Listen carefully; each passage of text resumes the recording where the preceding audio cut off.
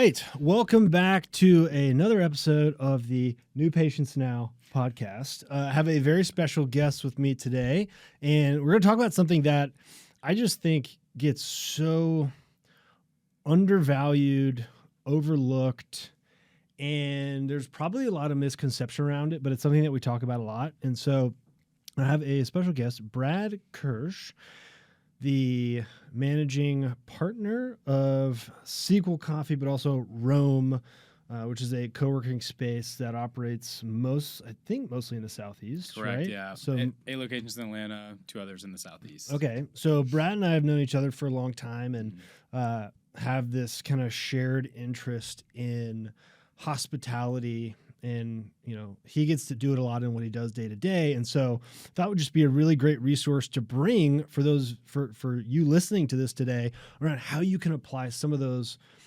foundational hospitality frameworks into your practice, right? So Brad, tell us a little bit about you, Rome. Yeah. What's different about what you guys do maybe than some of the other options out there? Absolutely. So Roam, we're a comprehensive workplace solution. What does that mean? We offer workspace of all different kinds of people, co-working, meeting event space, private office space, and coffee, of course. Which, by the way, they were nice enough to come and serve our office this morning with a cart. That's right. And I was just joking with Andrew behind the camera, who was on his third. I think everybody in the building is highly caffeinated, all hyped up on Mountain Dew. That's right. As they would say, as Walker, Texas Ranger from Ricky Bobby would say. That's right. Yeah, we've got a physical coffee shop, but we also do, mobile events. We'll come to businesses, farmers markets in the summertime. Nice. So more than office space, meeting space, coffee, we are a hospitality brand. And I would say that is our core differentiator between us and all of our competitors. And we can get into more of those details too. Okay. Awesome. So yeah, because it's like you hear about like WeWork and stuff like that. Yeah. And there are certainly some places that I've gone that, you kind of just feel like you're there. Yep. Right. Mm-hmm. Which is so unfortunately similar to many experiences that people have going into practices. Right. Yeah. Well, I'll speak on that really quick. Yeah. Anybody can build a beautiful space. Right. But it's the people and the hospitality that is the difference maker, right? Yeah. So anybody can build a beautiful space. Your people, your hospitality is the difference maker. And I would say how we're practically living that out is it doesn't always require more people, but one way that we do that is the trend in co-working. You're seeing companies highly reduce the amount of staff on site. So if you go to, maybe an office space like you just mentioned, there may be one person on site. A lot of companies are now having no people on site. So you just buy access to a space, you get an app on your phone, or you get key card access, you show up and there's nobody there. We are going the complete opposite direction. On my team on site, if you walk into any room, you'll see anywhere from 3 to I have 15 people on my staff. So very opposite way. You would think on the books it would look to run your business. But we've been around since 2008. So yeah. So it's like the core of it is people. Right. And I think it's such a right. So you may be listening to, what does this have to do with my practice? Well, if you look at what's going on, right. So we have there's a similar trend. Okay. And it's like, well, how do I automate? How do I AI-atize what at the end of the day is still an in-person experience, going to the dentist or the chiropractor or the med spa, like whatever kind of practice I have, right. I still have to interact with human beings. Yeah. You know what I mean? Right. And so essentially, right, I think there are a lot of correlations between your role and your team and how you guys serve your customers and what our clients are dealing with and what doctors who essentially are same kind of deal, right? It's like it's a brick and mortar space. Yep. You got rooms that people can go into to get certain things done. Yeah. And that core of it, right? So like when you go into a day, right? You talk a lot about hospitality. You say, what did you say that you guys were? We're a hospitality brand. A hospitality brand. Okay. So let's dissect that a little bit. Yeah. What does it like to you, and then maybe even corporately, structurally, what does that mean? Yeah, absolutely. Well, let me bounce something back to you really quick. What would you say that is the definition of hospitality? I think it's a lot. Like, I think it's hard, at least for me, to get it down to like one sentence. Yeah. because I talk a lot about the contrast between service, customer service, and hospitality, right? So Absolutely. I see hospitality as proactive. Yes. I see hospitality as, right? So if you think about the Ritz, right? It's warm welcome, anticipation and fulfillment of needs, and a fond farewell. Absolutely. So if you can do those three things, absolutely, and you're intentional, which I think is another big piece of hospitality, is like, when I walk in, do I feel as if I was prepared for? Yes. And when I'm there, do I feel as if my presence is like valued? 100%. So not a quick hit response, but that's how I see it. No, 100%. And you're exactly nailing my point. Is hospitality is very, very hard to define. It is more of a feeling. We actually wrote a definition for hospitality. I'll probably reference it a couple times. Why I want to start there. It's a mouthful, but we'll break it down over the course of this conversation, right? Okay. Hospitality is genuine and authentic care for someone else, right? It's genuine, authentic. It begins with an empathetic dialogue. It exists when you believe the other person's on your side. So that's the formula for hospitality that I think. And I think any business can break down hospitality into three areas, right? An inspiring environment, the way people experience your space. It's appealing to all of your senses. Emotional connections, and remarkable moments. So we'll get into those as we continue talking. But I think a common misconception with hospitality is not just an industry, right? Hospitality can be applied to any industry, any department, at any level. Yeah, it's interesting. So I went to Cornell, and they have I think at the time it was like the second best hospitality hotel management program in the country, right? So like going into school, I always saw, to your point, it's like you think of hospitality, it's like, it's when you go to a nice hotel or when someone stays at your house, you're being hospitable or whatever, right? So when you talk about that definition, okay, number one, it has no bounds to what type of work you do. That's right. And it really is attainable for anybody. So when you guys bring new people onto the team, right? And I think this is what's so important for people to hear and understand. Like, what is it like bringing someone from a different environment into a place that describes itself the way that you just did? Yeah. Right? Because right, people who are trying to build great practices and be truly like what we call patient-centric. So like this idea of hospitality really is just putting the other person first. 100%. Okay. 100%. So have you ever had to kind of change the perception of somebody who came to work with you guys because maybe their previous experience, it was more of like a us or we-centric environment? Absolutely. And I think where the change kind of happens is exactly what you talked about, is the difference between customer service versus hospitality. And I love that you even said customer service is reactive. Yeah. Hospitality is proactive. So when you get people that come from the hospitality industry, so restaurants, it's a lot of waiters. What can I do for you? There's a script to it. Whereas there's an incredible book. I'm sure you have maybe read it, or if you haven't, would highly recommend. Unreasonable Hospitality by Will Guidara. Yeah. He talks about customer service as... He's a Cornell grad as well. Okay. He went to that school I was talking about. Okay. Yeah. Big Red, is that right? Yeah, man. Yep. Incredible leader in hospitality. We adopt a lot from him. We adopt a lot from the Ritz-Carlton you already mentioned, adopt a lot from Chick-fil-A and a lot of other brands that inspire us. Customer service is very black and white. There's almost a script to it. Yeah. I think of customer service phone calls that you have with 99% of most companies, which are the most infuriating calls in the world. Which now they're trying to automate to robots because they see it as robotic. So and I think that's super important to stop for a second. And if you're thinking about your practice and you're saying, what can I automate?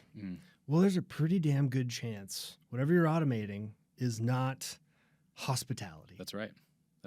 Because it requires some level of empathetic connection, right? Correct. So I think in your elongated definition, which I thought was awesome, and I will be asking for. Yep. Is genuine and authentic care for other people. Yeah. So that isn't automatable. Mm, Okay. That's right. So what I think the delineation you want to make is, and we're going to get into the economics of hospitality here in a second, because I think for some people listening, they might see this as like, An investment. well, I thought automating was what we're supposed to do because it makes us more efficient and that's all positive. But like, that's the difference between reactive customer support or customer service and this real like patient-centric hospitality, right? But no, I think that's, so when you look at those two things, right? Besides the reactivity and proactive, more intentional, right? What's the biggest difference in your eyes between that service and hospitality? Because I do think it's just so cloudy for a lot of people. Yeah, absolutely. I would say that empathetic dialogue is so important to take place when you're talking about automating a phone call. Well, how can you possibly ask the right questions to understand not only what someone needs, but what they're feeling? I can only imagine at a dental practice or whatever practice you may have, there's a lot of people who may have not gone to the doctor for a very long time. I was in this boat, probably didn't go to the doctor or dentist for the 7 to 10 years, college to post-grad, because there's just a fear of going to a doctor. And so how can you partner with someone in that feeling and understanding and have a genuine care for them to make them feel at home and at ease so that they can have a really good experience entering your workspace? Yeah. No, I think that's, and yes, it takes a little bit of work, but right, if we transition over to one of, I think, the best examples of hospitality in action, and one that I know you're very familiar with in the world of Chick-fil-A. So like, I used to tell a lot of stories about Chick-fil-A with practices we worked with. And at the time, it was, 10 years ago, it was somewhat more regional. Yeah. They were all over the place. But like, if I talk to people in Utah, maybe, right? I remember when the first Chick-fil-A dropped in Utah, because we used to go there every year. And I was like, oh, yeah. So, you explain to them, like, yeah, you go.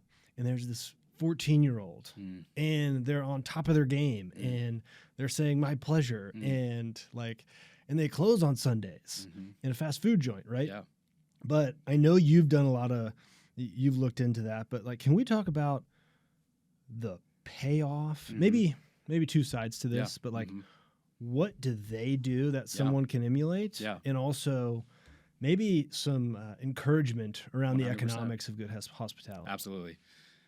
So what Chick-fil-A is doing, they're doing 90% the exact same thing as every other fast food restaurant out there. They've got deep fryers, fried food. It's going in a paper bag, quick service, right? Almost every fast food joint has a drive-through. But they're doing 10% of what they're doing slightly different, slightly better. And on paper, doesn't seem to make sense, right? Right. What they're doing is they're caring for their employees, who then can care for their customers, right? So if you look at, I don't know, another fast food joint, we'll call it McDonald's. Do you know? Let's talk about this mythical place. Yeah, this other place out there. McDonald's. Do you know how much a average individual McDonald's store makes per year in revenue at their location? No. So $3 to $4 million a year. Okay. Here's what's crazy before we talk Chick-fil-A. Can you guess the 1 to 2 busiest days for a restaurant of the week? I would assume it's the weekend. It's the weekend. Yep, Saturday, right? Sunday, the 2 busiest days of the week. There's more free time to hit the drive-thru. Absolutely, absolutely. What does everybody know about Chick-fil-A? One of their core things that they do. They close on Sundays. And for those of you who aren't in Atlanta, they put a Chick-fil-A in the Falcons Stadium. So when the stadium was built, it was like $1.8 billion. One of the exciting things they were going to have in the stadium was a Chick-fil-A restaurant. The NFL plays games on Sunday. So they put a flagship location inside a multi-billion-dollar stadium to not be open for the premier thing that goes on in the building. On paper, makes no sense. The craziest thing you could possibly do. Now, why do they close on Sundays?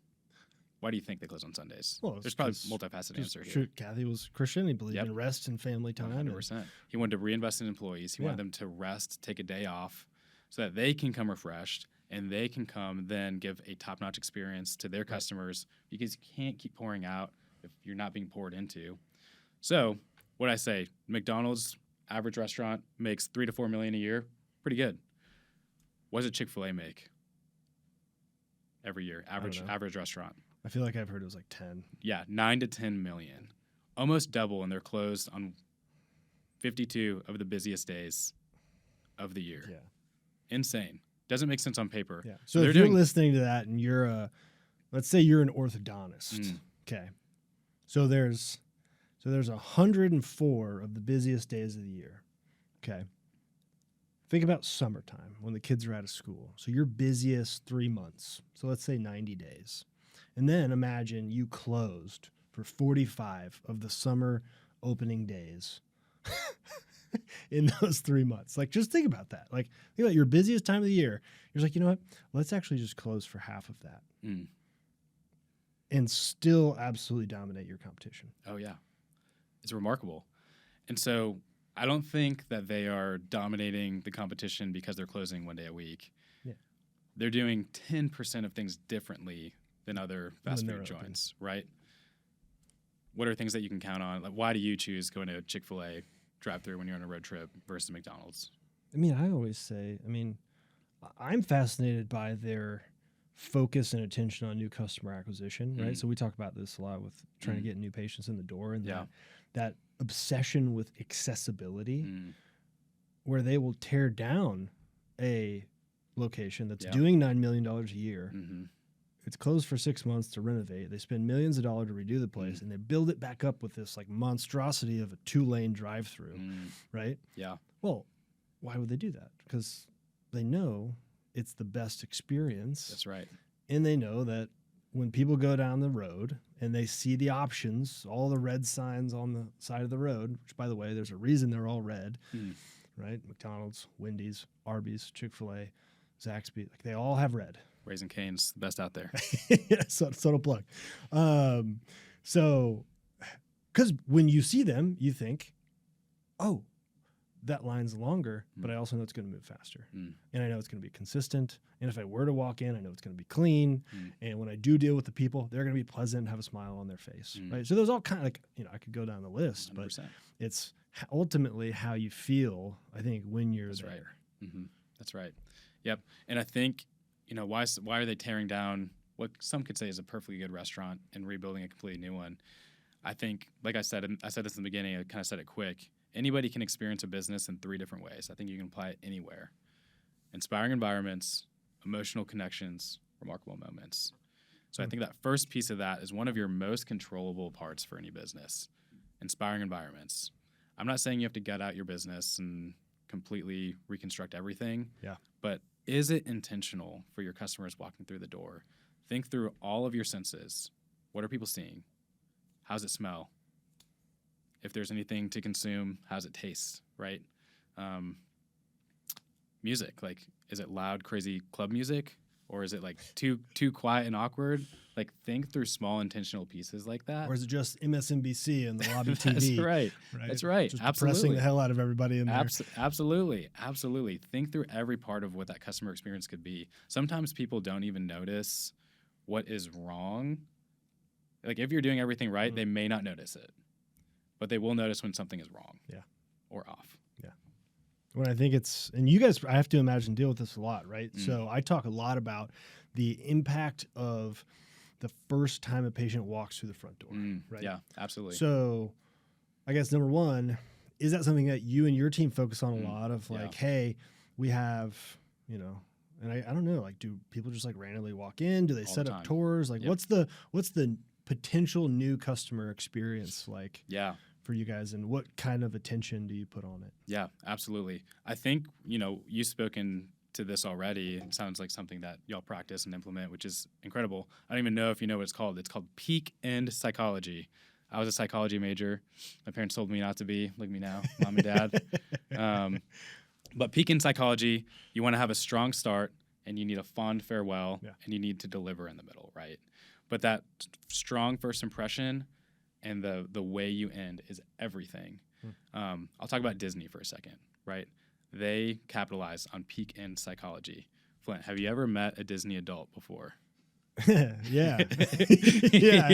Yeah. You met Disney adults. If you were to ask a Disney adult, how would you rate Disney out of 10? 0 being the worst, 10's the best. What would they grade it? 12. 12. Yeah, they're crazy about Disney World. Best place on So earth. if you took, It's like, I think it's horrifying. That's fine. completely agree. You think it's horrifying. If you, even with a Disney adult, if you had them average their day, take a scorecard every hour, maybe every 30 minutes of their day, all throughout a Disney experience, their score is going to be way closer to a 5 to a 7. Why? It's hot. There's really long lines. It's crazy expensive. There's a lot of things in the experience all throughout the day that are not great.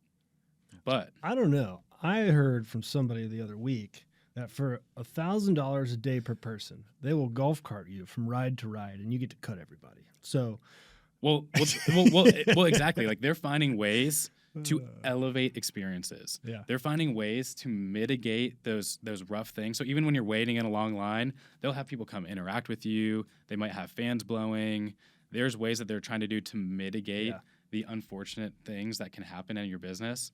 But you have a very strong start to your time coming to Disney. It's so exciting. You walk in, you're going to a beautiful resort. There's little like towels that are made into animals on your bed, and your kids are crazy and excited and happy. You always will remember that moment. And then when you leave, an epic fireworks show around the castle, right? Yeah. Just a beautiful thing to remember, that fun farewell.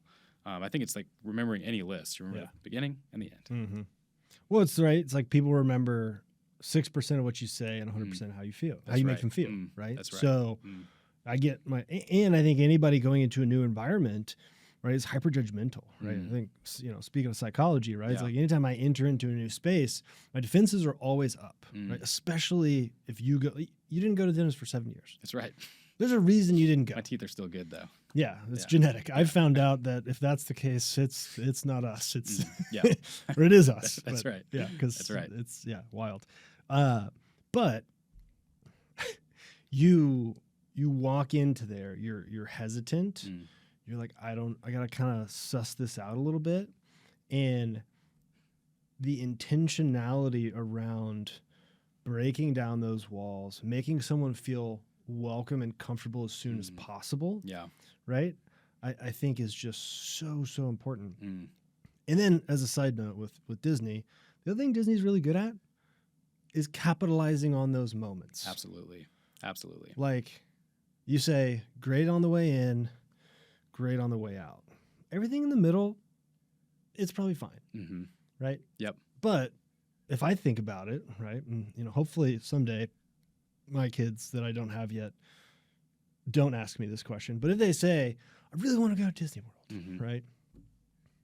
Well, it's probably going to cost like thousands of dollars. So when I get there, what's my thought? And you got to think about this in the context of your practice too. Somebody walks in, they don't want to be there. Yeah. They just don't. Yeah. So like the begrudging parent walking into Disney, Absolutely. right? Is like, oh man, I just hope the kids have a good time, right? Yeah. Well, the first time that person in costume who is fully front stage that comes up as the character that they have seen on the TV walks up and makes them smile, I have to imagine that you're like, son of a bitch, this was all worth it. Absolutely. Right? And then everything in the middle maybe gets a little irritating and hot and sweaty and sunburnt and whatever, right? Yeah. But then you get to the end and then they hit you with that great send-off. And then they conveniently make you exit through the gift shop. That's right. Where they maximize on the right. already pretty right. valuable customer, right? So That's right. like I would hate for you listening to this to not see what they're doing and try to replicate that, right? I was in a client's office last week and they used this term swipe and deploy. And that was great. Like we talk about swipe files of like if I see something that is interesting to me, like in marketing, right? Yeah. I'll save it and I'll be like, okay, great. Here's an example of how we could do something. Okay, well, swipe and deploy. It's like, oh, I saw the thing. I'm going to go home and I'm going to implement it into the practice. Nice. I was in their office. Absolutely. And the team entrance to the kind of front stage, if you will, had drill like a champion today above the door frame. Like Notre Dame is like playing like a champion today. Slap your I thought hand it was up great. there. Yeah. But it's those little things. So what have, in your, because I know you kind of were with this location. It's really a new project Mm-hmm. for you guys. Yeah, absolutely. Of the coffee shop and the co-working space. It's like in that preparation process, what did you maybe see in other places that you didn't expect that you were able to incorporate into that experience to make it a more hospitable environment? Yeah, absolutely. No, that's fantastic. I think there's so much there. I think one thing that really stands out, even just thinking about a practice, going back to that whole customer service reactive versus proactive, anytime anybody comes through the door, we want to be the first ones to make an interaction, right? So we want to anticipate a need, right? You see someone come through a door, hey, are you here for a dental cleaning today? Or in our case, hey, are you here for a meeting today? Yeah. Then if you take it to the next level, I might even see on our calendar, we've got a meeting starting at 10:30 and they're walking in at 10:25. Oh, are you Mr. Smith? Are you here for the Chick-fil-A meeting? Yeah. Anticipating their need. It's just a wow factor, knowing who's going to come in your door before they even get there. That's a way to create a remarkable moment for somebody, right? Yeah, well, that's feeling as if I was prepared for. That's right. Right? That's like, right. I like to say, if you were going to invite someone over to your house for the first time, Yeah. how are you going to let them experience it? Oh, yeah, 100%. Are you just going to open the door and be like, just leave the door open with a note on it to just say, come on in, and then interact with them whenever they make it to the room you're in? Right. That's right. No one would do that. No, like that's crazy. Like unless the 100%. party's in the backyard and the sign says "come around back" and That's then you right. have a whole thing. But like, okay, so intentional preparation. Mm-hmm. Okay, what else? Well, one thing that I love that you shared about the practice you just went to, what was it? Drill every day. Drill like a champion. Drill like a champion today. Drill Which as a every patient day. is horrifying. That's right, for sure. Drill Which like is a why it was champion. in the backstage area. But exactly. But what's so great about that is they're having fun on their team. Yeah. Right. They're living out hospitality for their team. I think the best way to live out hospitality is to have a team that's empowered. We call that an empowered team, and that's built with trust, fun, and servant leadership. That's our formula for a winning team, right? Trust, fun, and servant leadership. Fund, and servant leadership. TFSL is what we call it. Trust, fund, servant leadership. And what they are doing without realizing it is they're creating an environment where their dentists or hygienists, they're having a great time behind the scenes, and then that will carry over into the way they're interacting with their customers. So they're slapping the wall, coming up to greet somebody. How can you not already be in a good mood come have a conversation with somebody? Such a small thing, did not cost a dime. Maybe they had to print a poster out. Yeah, you get a stencil and you spray paint. Such a small way to create big impact is have fun with your team. Yeah. For me personally, I mean, I'm spending the majority of my life at work. I spend more time with my coworkers than I spend with my wife and my son.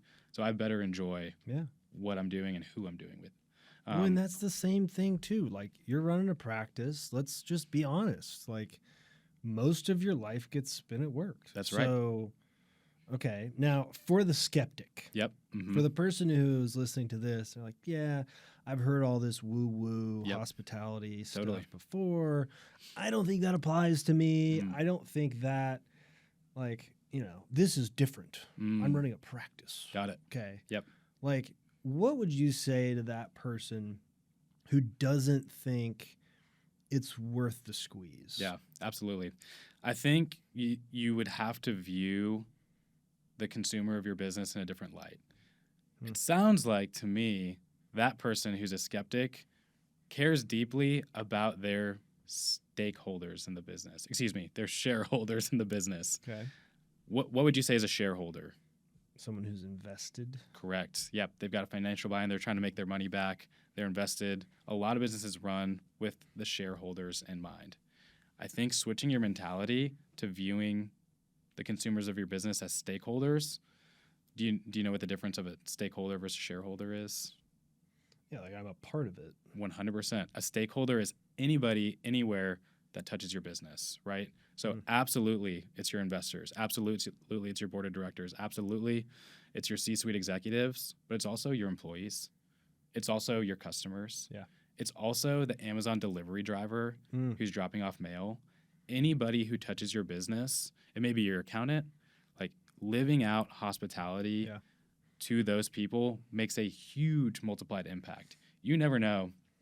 I think having an inspiring environment applies to not only front of house, but also back of house, right? You never know who's going to end up in your space. What if you had an Amazon delivery driver come bring a big heavy box back behind your front desk, or maybe into kitchen storage, or maybe your kitchen, maybe your storage area, maybe it's where you keep all of your cleaning tools, and it's a pigsty. Yeah. It's disgusting.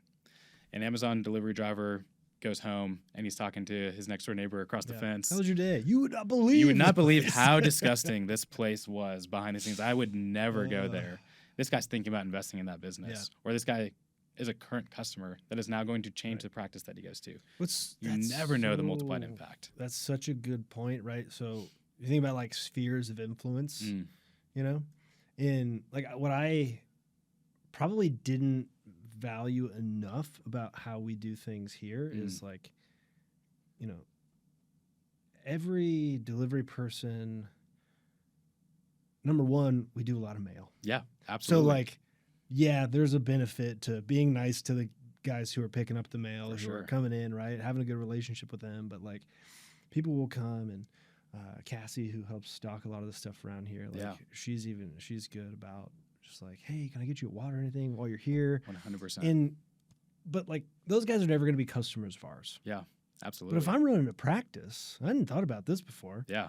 And you treat the FedEx guy poorly, or you kind of complain to him, or he sees the backstage and it's a total mess, right? Oh, yeah. Well, that person actually does have a sphere of influence that can impact 100%. The business, because they may be a potential patient. Their family might be potential patients. The guy across the fence, right, could be one too. So, and I would say even, let's say FedEx delivery driver, you're a regular in his route, right? So he's always coming to your space. And if you're a jerk to this guy and he's, on a time crunch at the end of the day, and he's got some really important tools that you need to run your practice, and he can...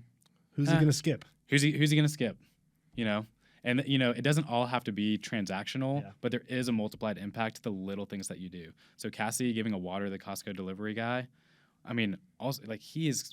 Like that pays dividends in more ways than one. Yeah. He will make that delivery, no doubt. So if I'm listening to all of this, and because with this topic, it can get very like, it can be very zoomed out. Definitely. I feel like. And sometimes, I understand the frustration or hesitation of like, well, what do I do? Yeah. Like, how do I know if I'm doing this well, right? Like, I always say, if the patients are telling you it's happening, it's happening, and if they're not, it's not. Yeah. So, like, I don't know another way to measure it besides the consistent positive reinforcement of the customer. Yeah. But, like, for someone who is not well-versed in this, or maybe is just looking to take their practice up a level in hospitality, like, what would you recommend as just either an assessment, self-assessment, or like, hey, where do I start? Yeah, absolutely. I would go back to the definition we wrote: genuine and authentic care for other people. How do you measure that? It's really hard. Surveys, but it's also a feeling. And I think one very practical, easy way anybody can start implementing this, just a small little intentional piece, is call people by their name. Calling someone's name is the sweetest word in any language for anybody. Doesn't matter where you are. There's been studies on it. It sends endorphins in your brain, right? Call people by their name. Because we're all judgmental and self-centered. Exactly. It's the beauty of humanity. 100%. 100%.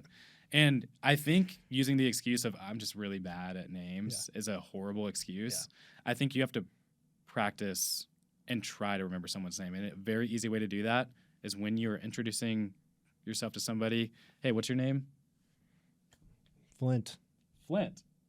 Nice. Very nice to meet you, Just Flint. Immediate. Repeat it back. Very nice to meet you, Flint. Yeah. Oh, I've got a buddy that I knew growing up named Flint. Make a connection to it so that you can remember it too. But try to use their name back to them 2 to 3 times in that interaction, and it will start to stick. So just be intentional, and that alone is going to make a difference. People will feel seen and known and cared for, even just in a small interaction at the doctor's appointment. Yeah, I think that's what is that preparation thing, man, I think is just so absolutely so pivotal. Yeah. Okay. And then, so obviously you work with an organization that is like, this is a part of the DNA, right? I think that's become very clear. Right? Absolutely. It's a hospitality business, Yep. right? What impact does actually living that out have on the people inside of the organization, right? Yeah. So you say you have a team of 15 people, so not too dissimilar from many of the practices that, or doctors who might be listening to this, or team leaders who are listening to this. Like, what, when you really commit to this, like, how does that impact the people that work inside the business? Absolutely. I mean, I would say there's a multiplied impact. I'm actually going to share something that I heard from a Chick-fil-A operator. If you were to ask Chick-fil-A operators what they do for a living, every single one will give you a different answer. And one of the coolest answers I ever heard is, I'm a leadership development coach disguised as a chicken sandwich salesman.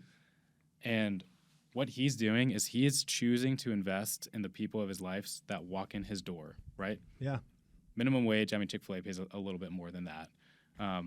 But he treats them with care and attention, knowing that they very well may be out the door, but he wants to leave them better than he found them. I was a Boy Scout growing up. That's something that I've taken with it. Exactly. That's how you leave a campsite. Flynn and I have been camping together. I was a Boy Scout for 3 weeks. That's right.